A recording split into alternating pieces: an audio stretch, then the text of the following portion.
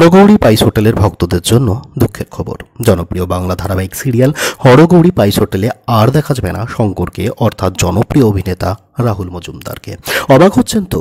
কিন্তু আজ তাক বাংলার প্রতিবেদন থেকে এমনটাই জানা যাচ্ছে। আসলে বর্তমানে বাংলা টেলিভিশনের পর্দাতে যে সকল বাংলা ধারাবাহিক সিরিয়ালগুলো সম্প্রচারিত হচ্ছে, সেই সকল ধারাবাহিক সিরিয়ালগুলোর মধ্যে টিআরপি র্যাঙ্কিংয়ের জন্য কিন্তু একটা হাড্ডাহাড্ডি লড়াই চলছে। তার জন্য একাধিক সিরিয়ালের কাহিনীতে দেখা যাচ্ছে বা আসছে নানাবিধ বা নানান টুইস্ট। এর ব্যতিক্রম হচ্ছে না হরগৌরীর পাইস হোটেলও। প্রসঙ্গত জানিয়ে রাখা ভালো, রাহুলকে কেউ সরিয়ে দিচ্ছে না, বরং অভিনেতা নিজেই সরে যেতে চাইছে ধারাবাহিক থেকে। কেন সরে যেতে চাইছে এই ধারাবাহিক সিরিয়াল থেকে রাহুল? এই প্রশ্নের উত্তরে তিনি জানান, আমি জীবনে অনেক সিরিয়াল করেছি, তবে হরগৌরী পাইস হোটেল আমার মনের খুব কাছের, আর শঙ্কর চরিত্রটাও।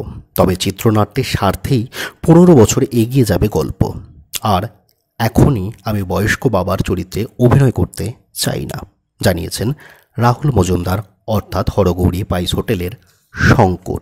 আপনাদের মনে একটা প্রশ্ন জাগা স্বাভাবিক হবে, তবে হরগৌরী পাইস হোটেলের কাহিনী কেমন হতে চলেছে?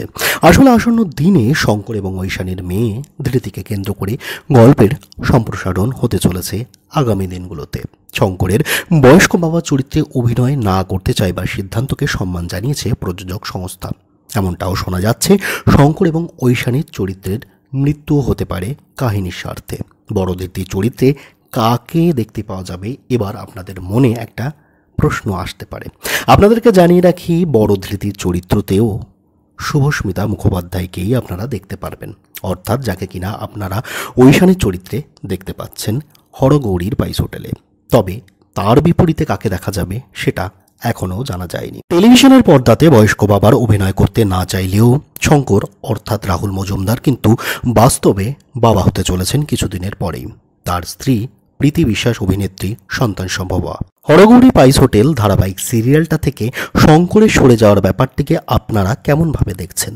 এবং শঙ্করের চলে যাওয়া বা এই ধারাবাহিক সিরিয়ালটা থেকে নিজেকে সরিয়ে নেওয়া কি সত্যি এই ধারাবাহিক সিরিয়ালটিকে টিআরপি তালিকাতে বেশ কিছুটা পিছিয়ে দিতে পারে? এবং অবশ্যই জনপ্রিয়তা কি এই ধারাবাহিক সিরিয়ালের কিছুটা কমে যেতে পারে? শঙ্কর এবং ঐশানীকে একসঙ্গে না দেখলে কি সত্যি এই ধারাবাহিক সিরিয়ালটি ক্ষতিগ্রস্ত হবে? আপনাদের মতামত অবশ্যই কমেন্ট বক্সে জানাতে ভুলবেন না।